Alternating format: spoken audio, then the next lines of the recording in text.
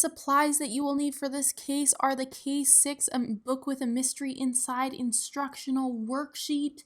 You will also need your secret pocket accordion booklet, which will tell you exactly how to fold the pages for your book to make the secret pocket. And you will also need these two pre-cut pieces of white paper. One is an extra one in case you make a mistake.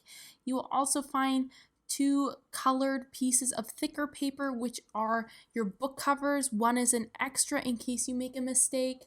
And then you will also need something to decorate your book with. Here I chose pens. You will need a glue stick, scissors, as well as something to crease your book with. Here I have a spoon. Let's get started. Now, what makes this accordion book so special is that it is a secret pocket accordion book.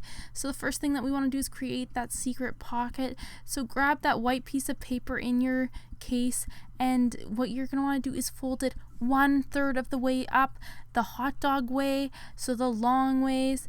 And then because your paper is already folded in half, what I did is I decided to go from one side to the next. So I folded the edge of the paper right to the middle, and then I created 4 little pages by folding them in an accordion style, which, as you can see, I folded away from me and then I folded back towards me, and it creates almost like a zigzag pattern like that. And then I did the same to the other side, folding it in and then folding it away from me and then folding it back towards me. Well, see, it still looks like it's away from me, but it was towards me. I flipped it around, and as you can see, I accidentally folded mine the wrong way, and so I just quickly folded it the other way because I had already creased it. It was super easy, so don't worry if you mess up a little bit. And look at that, it looks like an accordion. Isn't that so cool? And the secret pocket is right there on the back. Now for the cover, what you want to do is fold the bottom up just a tiny bit, and I used the edge of the scissors, the plastic part on the scissors, but you can use a spoon or whatever you would like, and I just used it to crease the paper so that it folded easier and was a sharp fold so that it wasn't all kind of a weak fold that was too bendy. I wanted it to be stiff and sharp, and so that's your cover. That's all you need to do to fold your cover. And now you have made a perfect accordion book. I hope you're ready for the next step of this project, because it's gonna get a little creative.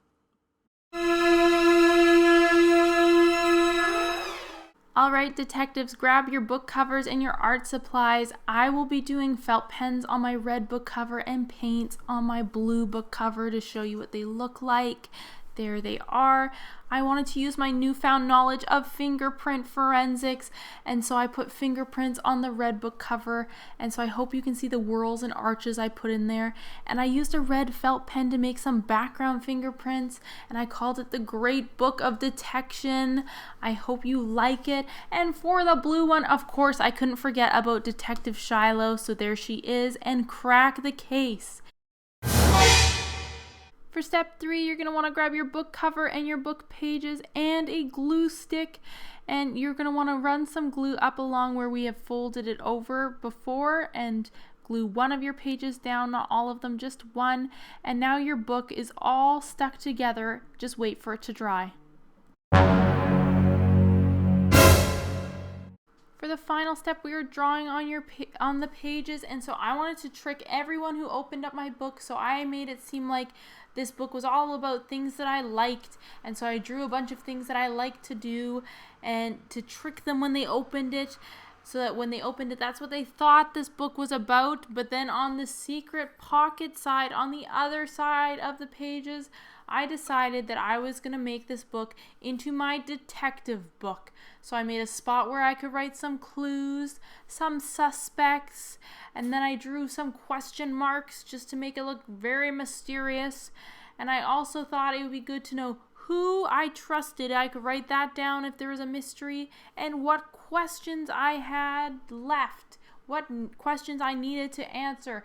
And so this book is going to be perfect for all my detective cases, and I just wrote clues, mystery, and drew a magnifying glass and a flashlight, and then I decided my flashlight looked a little bit sad, and so I wanted to add a little bit of color so that everybody knew it was a flashlight. And there it is. I added suspects and it is all finished. And I decided to put paper clips in my secret pocket, a picture, a rubber band, and Pop Rocks, some candy for snacking on the go. And I folded it all up. And the Pop Rocks were a little bit bulky, a little too big so you could still see them.